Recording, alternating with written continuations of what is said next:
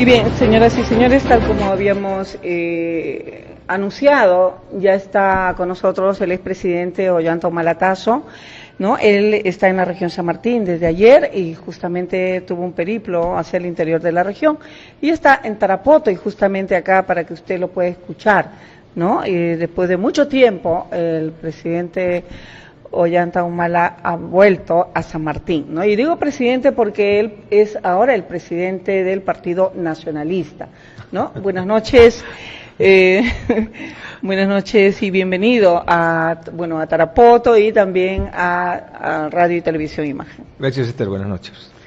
¿Cómo se siente estar en Tarapoto? Como en mi casa. Yo he trabajado en San Martín. De presidente he visitado San Martín por lo menos unas entre 25 a 30 veces y después de dejar la presidencia debo haber venido siquiera unas 4 veces y todas las veces siento el cariño de la gente y en esta vez he venido en un trabajo político para fortalecer la organización partidaria, pero como digo siempre vengo con mi termómetro, mi tensiómetro, mi estetoscopio para medirle la temperatura, la presión arterial, la tensión al país y en este caso a San Martín, ¿no?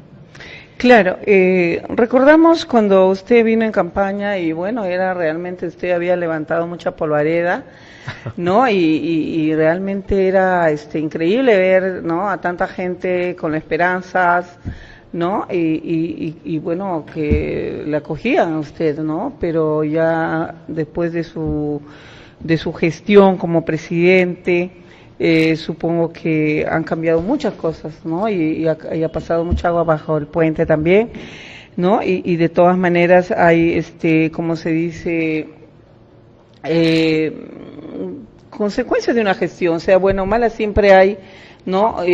Las reacciones de las personas, ¿no? Y muchos se recuerdan, por ejemplo, cuando usted con su plan de gobierno, como digo, arrasó, como se dice, con todo, a donde usted iba, con su primigenio plan de gobierno, ¿no? Y bueno, ganó la primera vuelta y luego vino las conversaciones con personajes de la sociedad, ¿no? Que le convencieron a usted cambiar una hoja de ruta, ¿no? ¿Se acuerda usted? No. Le convencieron para que cambie su plan de gobierno primigenio, ¿no? Y que haga modificaciones, porque supuestamente la derecha estaba asustada de que no quería otra Venezuela, no quería que se cambie la economía neoliberal, ¿no? Y usted había aceptado esas recomendaciones, ¿no? Por eso dice una hoja de ruta. Que hicimos una hoja de ruta, sí, pero la historia no es la correcta. Y gracias por hacerme la pregunta para aclararlo, ¿no?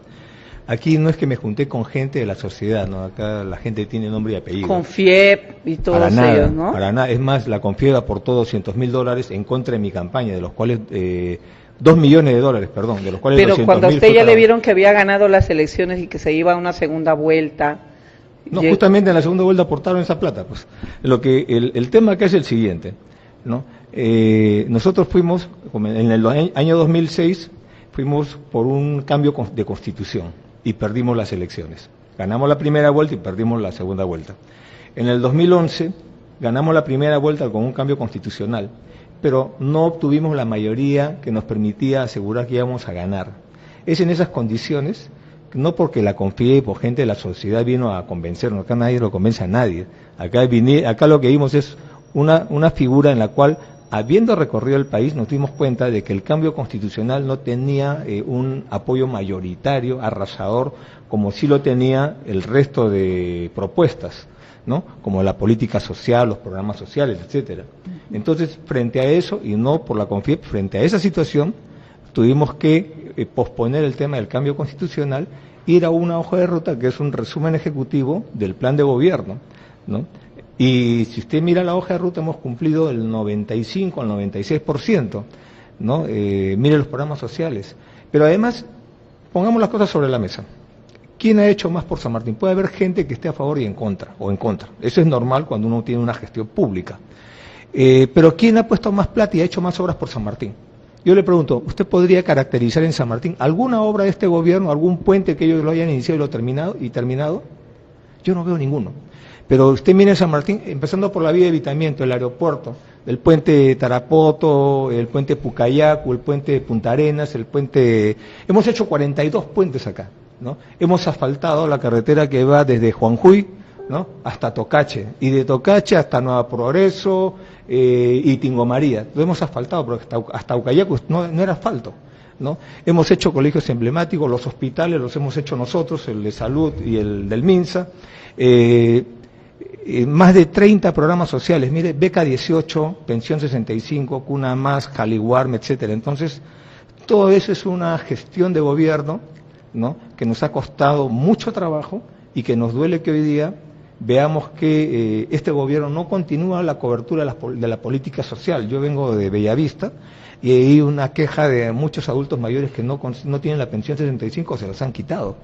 Entonces, lo que yo creo que hemos hecho es un trabajo muy duro, muy fuerte, no necesariamente reconocido. Nos hemos enfrentado a los medios de comunicación de Lima, ¿no? Nos han golpeado muy duro, estamos inmersos en una serie de procesos de carácter penal, ¿no? Y así, con todo eso, me he quedado en el país con mi familia, ¿no? Soy el único presidente, digamos, sobreviviente de todos los que han habido acá, y estoy enfrentando todo, y voy a salir airoso. Bien, es cierto que implementó políticas sociales, que yo veo jóvenes, por ejemplo, de Beca 18, ¿no?, que se sienten muy agradecidos de que el Estado les haya dado una oportunidad de llegar pues a las universidades, que ellos jamás pensaban que iban a llegar, ¿no?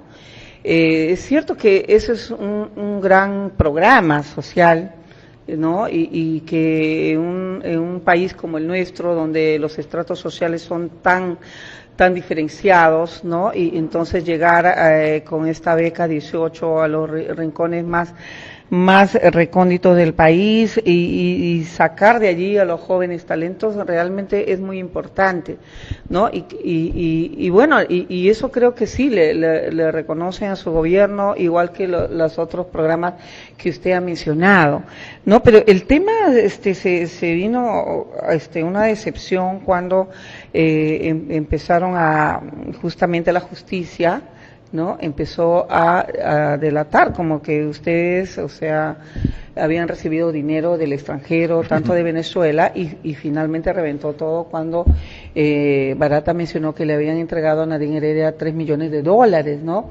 Imagínese usted con todo ese dinero, y mientras que la gente que, por decir, ¿no?, que había postulado para el Partido Nacionalista, la mayoría había hecho una campaña franciscana, ¿no? Entonces fue como una decepción en el sentido de que ¿por qué reciben dinero si esta empresa Odebrecht no soltaba dinero, sino es que no tenía iba a tener un beneficio? Y se aseguraba en dar dinero a todos los candidatos que estaban, ¿no?, que tenían la opción de ganar, ¿no? Entonces, y es una situación que hasta ahora, como usted dice, todavía está ahí la justicia, todavía no le ha acusado el fiscal, ¿no? Todavía no ha presentado la demanda el fiscal, ustedes están siendo investigados, ¿no? ¿Cómo se siente usted? ¿Qué puede decir ante estas declaraciones que hizo Barata, que habría entregado dinero directamente a Nadine, entre otros dineros que habrían sido entregados por terceras personas, ¿no?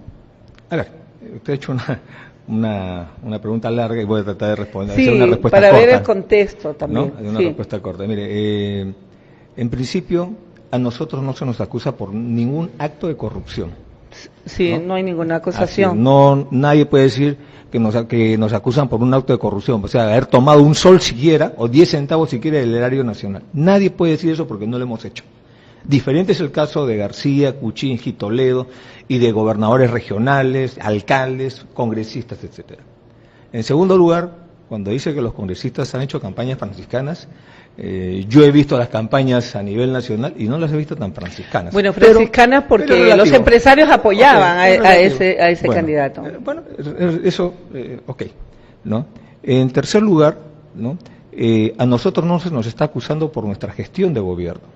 Se nos está acusando porque hay una acusación presentada por el fiscal por supuestamente haber recibido $3 millones de financiamiento de la campaña, de una campaña que costó más o menos unos $7 millones, ¿no? Que es el costo que han tenido las campañas. De todos los partidos no se bajaban de 7 millones de dólares. Entonces, según Barata, habría dado. Nosotros hemos rechazado eso porque no lo hemos recibido. Nosotros hemos presentado nuestro informe a la OMPE de las aportaciones que se han hecho a la campaña, ¿no?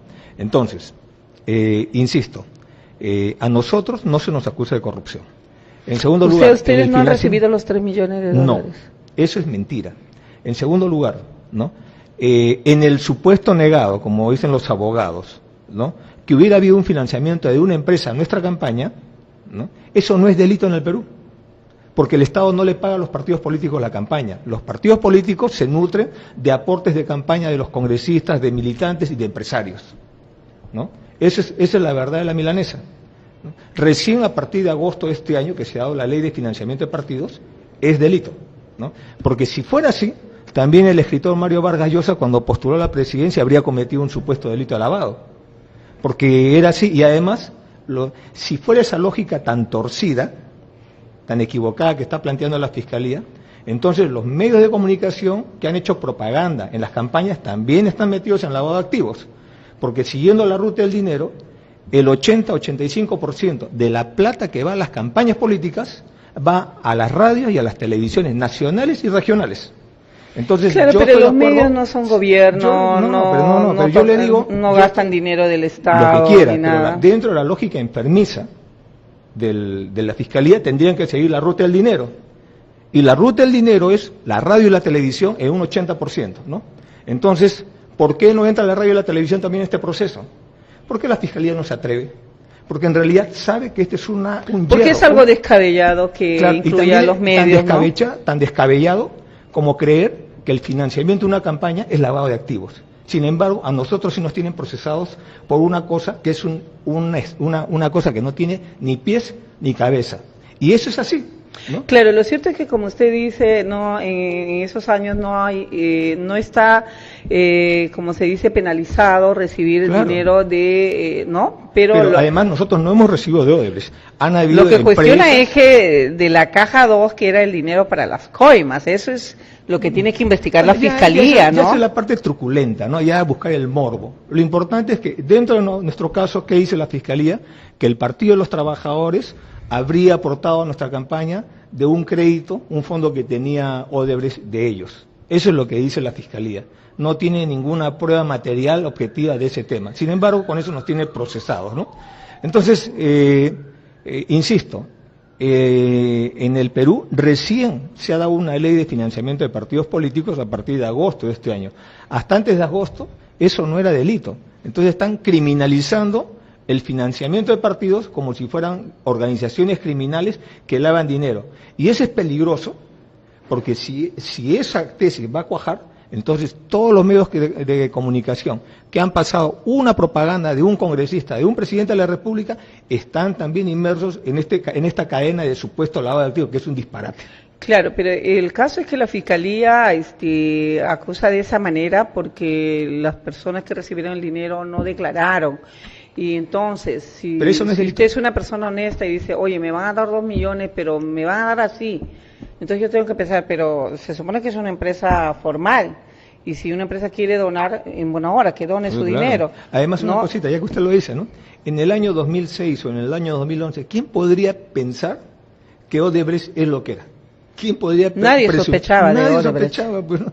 Entonces, en realidad, no tiene ni pies ni cabeza. Lo que sí es realmente serio son las investigaciones de la Fiscalía sobre actos de corrupción. Por ejemplo, construcción de carreteras que se hayan hecho acá en San Martín y que le hayan pagado a las autoridades. La corrupción es tremenda. O la IRSA, las IRSAs, o la línea 1 del metro, y tantas obras donde están involucrados gobernadores regionales, congresistas, alcaldes, presidentes de la República y ministros. Eso sí es grave, y eso no hay que perdonarlo, porque eso sí es corrupción pura y dura. Así es, mientras que el país clama por mejores servicios, mejores obras, tenemos puentes que no duran 3, 4 años, que ya se están cayendo, entonces tenemos que pensar que es la corrupción, porque si usted o una empresa paga coimas es porque está quitando parte del dinero para la calidad de una obra, entonces en ese aspecto, en la lucha contra la corrupción, hemos avanzado muy poco. Yo creo que, por ejemplo, en nuestro gobierno creamos la cláusula anticorrupción, ¿no? Es la primera vez que el Estado crea una cláusula que lo protege en un contrato. Si se descubre que en el contrato ha habido algo irregular, ilegal, inmediatamente se le pasa todos los activos al Estado. Nosotros hemos luchado contra la corrupción, pero evidentemente es un mal endémico, ¿no? Y uno tiene que trabajar dentro de un marco legal del Estado de Derecho, ¿no? Y eso hay que respetarlo. Entonces, pero yo creo que en gran medida la Fiscalía está haciendo un buen trabajo, ¿no? El equipo especial está haciendo un buen trabajo, pero por lo menos en nuestro caso está totalmente errado, ¿no? No sé si usted se habrá enterado, pero han salido unos audios del acusado Belaúnde. ¿Qué están demostrando estos audios? Unos audios donde él indica que los fiscales le han dicho tienes que declarar así para que no salga una contradicción y calce, ¿no? Con otras declaraciones. Entonces esto es grave y se tiene que investigar, ¿no? Claro, y con esa declaración de ese acusado, a nosotros nos han puesto prisión preventiva, me han allanado mi casa. A usted le cayó como... Me han incautado mis cuentas bancarias. Una esperanza esas declaraciones, porque con eso pueden invalidarlo. Bueno, todo lo investigado. Yo estoy indignado porque se suponía que el equipo especial era especial porque era sumamente pulcro. Ahora nos damos cuenta que de especial no tiene nada, es lo mismo que las otras fiscalías. Y por lo tanto exigimos una investigación profunda y que los responsables, ¿no?, asuman sus responsabilidades. En su caso, porque en los otros casos sí vemos que el avance en la investigación a Keiko, a Toledo y a todos los que podrían estar involucrados en actos de corrupción debe de seguir, porque no se puede tampoco desprestigiar a un equipo que por primera vez en la historia del país está investigando, como se dice, a los grandes, ¿no? Y mira, producto de eso se ha suicidado Alan García porque no quiso enfrentarse a la justicia. Sí, por eso yo creo que es importante la labor que está haciendo la Fiscalía, pero no se debe confundir con impunidad, ¿no? Así como también era importante lo que las Fuerzas Armadas hicieron en su momento en la lucha contra la subversión, ¿no? Pero eso no debió cruzarse la raya de la impunidad. Así es, ¿no? Ya hubo, como se dice, aniquilamientos y eso no se puede permitir. Así es. Y acá también en la Fiscalía no se puede permitir ejecuciones extrajudiciales. Y bien, vamos con el tema con de la ex primera dama, que muchos le han estigmatizado de que ella era la que realmente mandaba, ¿no? Ella era, como dice, el poder detrás de usted, ¿no? ¿Qué dice de eso? Eso es falso, yo me he reído, pero acá yo creo que hay muchas cosas. Pero no puede negar que ella es inteligente, que sí le sugería, mira, esto está bien, esto no. ¿Usted escuchaba o no sus sugerencias? No, yo no puedo negar que es inteligente, es una mujer brillante, ¿no? Y te sugería muchas cosas para que tú puedas tomar tu decisión. Mire, yo jamás he compartido con ella las decisiones de gobierno. Hemos hecho una raya que nunca le hemos cruzado, ¿no? Ella es una mujer brillante, ella ha cumplido el papel de activista de las políticas del Estado, del gobierno, ¿no? Ha enfrentado, ¿no?, políticamente a adversarios como el señor García, ¿no?, cuando ella fue presidente del Partido Nacionalista, ¿no? Es una mujer que se ganó el odio del bloque afrofujimorista, particularmente de García, porque García le echaba la culpa de que ella había armado la megacomisión contra él y los narcoindultos. Inclusive García envió a un excongresista, ¿no?, para tratar de arreglar las cosas de que le tapáramos la megacomisión, ¿no? A cambio de eso él quería entregar la cabeza de 2 ministros. Así de sinvergüenza era García, y mi esposa inmediatamente lo mandó rodar porque no está en sus facultades, ¿no? Entonces, ¿qué es lo que pasa? Yo he sido militar, ¿no? He peleado en las 3 zonas de emergencia. He combatido en la Cordillera del Cóndor, en el conflicto con el Ecuador, ¿no? De comandante he hecho un levantamiento militar y me llevó prisionero un general, ¿no? Y me levanté contra Fujimori, no me he levantado contra un alcalde, sino contra el mismo presidente de la República. Claro, juntamente con su hermano Antauro Humala, eran muy amigos y tenían ideas afines. ¿Y por qué ahora ya no? Pero para terminar la idea, ya, entonces, terminar la idea. ¿no? Entonces una de las características de mi personalidad es el carácter, ¿no? Entonces cuando la oposición, el bloque aprofujimorista, necesita destruir mi imagen, ¿cómo usted destruye la imagen de una persona? Tiene que atacar las fortalezas.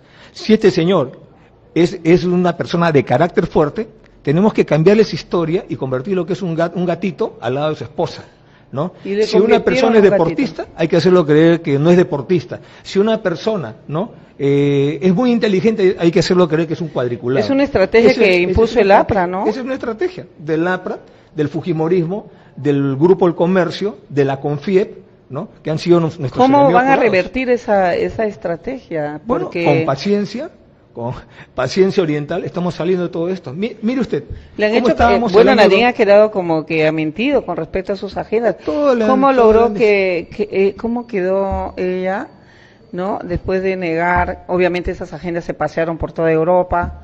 Yo en su lugar hubiera negado hasta el último, porque yo no, un año van a pasar unas agendas y yo no puedo saber si es mío o no. Pero en este caso ella era la primera dama. Y siempre dijo que no y al final dijo que sí, ¿no? Y eso, esa es otra historia de la periodista, creo, Leiva, ¿no?, que tiene una ojeriza contra mi esposa, no sé por qué, ¿no? Porque mi esposa no es que haya negado y haya después cambiado de versión, como lo pinta la derecha, como lo pintan sí, toda así esta gente, lo pinta, ¿no? Esa versión no, llega simplemente acá. Cuando le presentan las agendas, ella reconoce las agendas, más no el contenido, porque faltan hojas, etcétera, ¿no? Porque no sabían, eso lo teníamos en nuestra casa, ¿no? Entonces, lo primero que uno dice, bueno, eso no es mío mientras no las vea, ¿no? Y después que uno las ve, entonces ya reconoce la agenda, pero tiene que chequear el contenido. El contenido lo hemos tenido que ir viendo y efectivamente es un contenido desfigurado y deformado, ¿no?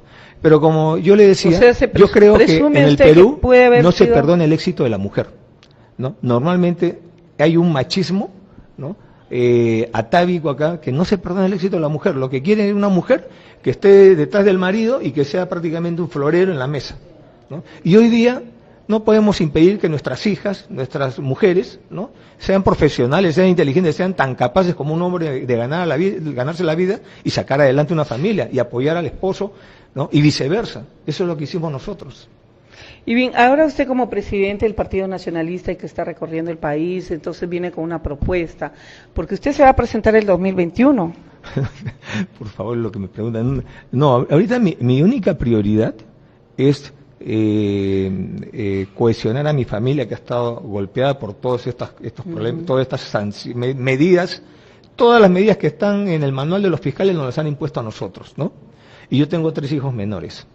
Mi otra prioridad es consolidar la organización del partido, ¿no? Y mi otra prioridad es salir airoso de todos estos procesos judiciales. Entonces, mis prioridades están ahí. Mi prioridad no está en candidatear a la presidencia. Yo ya he sido presidente. Y si usted compara las gestiones, verá que nuestra gestión ha sido muy superior a la gestión actual, o a la gestión de García o a la gestión de Toledo. Miren nada más, como le decía, en términos de montos de inversión. Somos el gobierno que ha invertido 4.500 millones de soles en San Martín. El gobierno de García no llegó ni a 2.500. El de Toledo por ahí. Este gobierno no va a llegar ni siquiera a 3.000 millones de soles. Eso es lo que está pasando. Y de ese dinero, en ejecución presupuestal, nuestro gobierno tuvo cerca de 90%, frente a la ejecución presupuestal de este gobierno de 40%. ¿Qué quiere decir eso? Que de los 4.500 millones de soles que pusimos en San Martín, casi el íntegro se ha quedado en San Martín. Pero en este gobierno, de los 2.000 millones de soles que está poniendo hasta el momento aproximadamente en San Martín, con un 40% de ejecución, solo se está quedando el 40%, ¿no? Algo de 800 millones de soles o menos, ¿no? Algo, una cosa así, ¿no? Bueno, usted que está recorriendo el país, ¿siente que puede dar mucho más en la política? Claro que sí. Yo lo que quiero, estos viajes, es para fortalecer los cuadros, fortalecer la organización del partido, y el 2021 se verá, ¿no? Pero de todas maneras, el partido va al 2021. Pero el partido va al 2021, pero entonces tiene que tener alguien en la cabeza, ¿no? Así es, y alguien atrás, en la cola también. En la cabeza y en la cola, el cuerpo y usted es va todo. a estar en la cabeza, seguramente. No lo sé todavía. Bien, ha estado en Bellavista y sabemos que se han reunido con los productores de arroz que han tenido muchos problemas en estos últimos años y Sí. que inclusive los sanmartinenses sufrimos 3 paros y son bravos estos paros porque ellos cierran las carreteras y nos incomunican y escasean los alimentos, ¿no? ¿Qué acuerdos tuvo con ellos? ¿Qué promesas les hizo? Yo los he escuchado, yo creo que hay mucho por aprender de los gremios, ¿no? En principio, el Perú del 2011, cuando llegué a la presidencia, no es el mismo Perú que yo dejé el año 2016, ni hoy día, el 2019, es el mismo país, ¿no? En la época que estábamos de gobierno, nosotros a los arroceros, como a los sectores agrícolas, ¿no?, les dimos estabilidad de precios, que eso es fundamental para un agricultor. Es decir, que cuando siembra un producto, sepa que el precio al cual lo va a vender cuando lo cosecha, ¿no? Y ahí tiene que haber una protección del Estado. Les dimos un precio de aproximadamente 1.200 soles por tonelada de arroz, que les permitía tener ganancia, ¿no? En este momento el precio del arroz está en 600 soles la tonelada. Sí, es una pena realmente la crisis que está pasando este Pero sector. no solamente ese problema, ¿no? Usted hizo un decreto para que los importadores paguen un impuesto y eso hizo que suba. Nosotros aplicamos los aranceles para evitar que el mercado nacional esté inundado de arroz uruguayo, tailandés, y nos ganamos los problemas en la Organización Mundial del Comercio, en lo que era también los tratados de libre comercio. Pero si no hacíamos eso, hubiéramos quebrado al sector arrocero, como hubiéramos quebrado al sector cafetalero, como a los palteros, ¿no? Pero logramos entrar, por ejemplo, al mercado mexicano, pero protegiendo nuestro mercado. Hoy día no pasa esto. Entonces, por ejemplo, ¿qué puede pasar? Yo veo la situación de los arroceros, ¿no?, donde los dirigentes están judicializados, ¿no?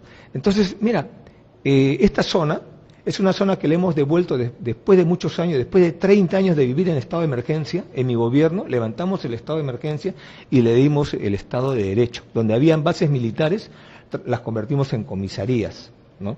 Entonces, no podemos parar el desarrollo de San Martín, porque si quebramos al sector agrario, ¿qué va a pasar? Van a comenzar a cultivar hoja de coca, ¿no? Y lo más triste le quería comentar es que a 80 el arroz y en los mercados ha ido subiendo el precio. O sea, una ama de casa, el arroz costaba hace varios años 2 soles, ahora compramos a 3.50, a 2.80. O sea, ¿quién se está llevando la mayor tajada ahí? Los intermediarios, ¿no? Además de esto, y ese es un problema de falta de control del Estado, porque ese tema de que el Estado no debe intervenir en el mercado es un cuento chino. El Estado tiene que intervenir bien. Por eso el Estado tiene que tener presencia en todo el país, ¿no? Y este es el problema que estamos viviendo, ¿no?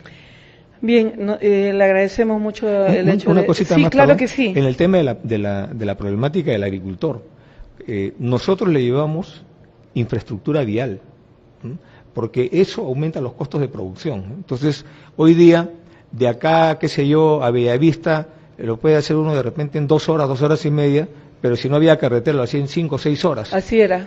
Entonces, eso aumenta los costos para el agricultor, ¿no? Entonces, la política de desarrollo agrícola es la infraestructura vial. Es el Internet que hemos traído a las 10 provincias de San Martín, para que sepan cómo están los precios, ¿no?, para que se actualicen. Una política de fortalecimiento y cuidado de las semillas, ¿no?, una estabilidad de precios que les dé ganancias a los agricultores, ¿no? Y los CITES, acá también hemos traído los Centros de Innovación Tecnológico, para ayudar a mejorar la calidad de la producción regional, ¿no?, de tal manera que les damos la oportunidad de fortalecer este sector, ¿no? Y ellos hablan de una justicia que no la comparten los grandes lobbies en Lima. Para los grandes lobbies de Lima, ¿no?, lo importante sería quebrar a todos estos agricultores, porque todos son en su mayoría minifundistas. Dentro de la teoría del gran agro para la exportación, el minifundio no es rentable, tiene que ser latifundio. ¿Y cómo pretenden desde Lima lograr el minifundio? Quebrando a todos los arroceros, a los maiceros, cacaoteros, cafetaleros, etcétera, y después viene un gran empresario con plata del banco, compra todos esos terrenos y se produce un latifundio, ¿no? ¿Y qué va a pasar con todos los propietarios? Entonces, esa política no podemos aceptarla. Bien, entonces, ante los productores de arroz, usted reconoció que realmente si usted dejó en una situación a este sector o a otros sectores y que ahora eso se ha revertido porque han venido nuevos gobernantes, derogaron sus decretos y no hay quien los escuche por el momento, ¿no? No hay quien los escuche porque ya están varios años justamente con el problema. ¿No? Lo que pasa es que este gobierno se ha caracterizado por ser un gobierno de lobbies, ¿no? Entonces, cuando el gobierno, los grandes empresarios pretenden gobernar el país, se producen estas desigualdades. Ojo, lo que ha pasado en Chile, ha pasado en Ecuador, no quiere decir que no pueda pasar en el Perú, ¿no? Porque no es solamente un problema de pobreza, es un problema de desigualdad, ¿no? Claro. Y nosotros, en nuestro gobierno, creamos el Ministerio de los Pobres, que es el Ministerio de Desarrollo e Inclusión Social, el MIDIS, con el cual logramos achicar la brecha de pobreza y achicar la pobreza, reducir pobreza y reducir desigualdad, ¿no? Que es un tema altamente explosivo que estamos viendo qué está pasando en las regiones, ¿no? Eso es fundamental y no veo, lamentablemente, que este gobierno lo esté haciendo. Bien, muchas gracias, presidente del Partido Nacionalista, gracias, expresidente de la República, por haber estado acá compartiendo sus ideas, ¿no? Y que la audiencia lo pueda escuchar también, ¿no? Realmente falta espacio para seguir dialogando con usted porque hay tantos temas pendientes. Esperamos que en otra oportunidad también tenerlo, ¿no? Para continuar, ¿no? La población quiere saber más cosas, pues, ¿no? Las noticias vienen de Lima y entonces ustedes no se encargaron de reivindicarse, ¿no? Se quedaron es muy difícil, ¿no? Sin voz. Esto ha sido es muy difícil enfrentar al 80% de la concentración de medios que es el comercio, ¿no? Uno puede decir una cosa y lo tapan 10 titulares, ¿no? Y en un día, y lo que dice usted no lo sacan nunca, ¿no? Pero ese es el problema, es uno de los problemas que se requiere en el país, ¿no? Es una ley de comunicaciones que no permita los grandes carteles y grandes monopolios en las comunicaciones, ¿no? Muchas gracias. Buenas noches. Muchas gracias a ti por darme esta oportunidad. Muchas gracias. Siempre será bienvenido. Señores y señores, estuvo el expresidente Ollanta Humala acá con ustedes en Edición Central. Vamos a una brevísima pausa y vamos a volver con la entrevista al gerente general de la Municipalidad Provincial de San Martín sobre el tema de la limpieza y la salubridad en nuestra ciudad.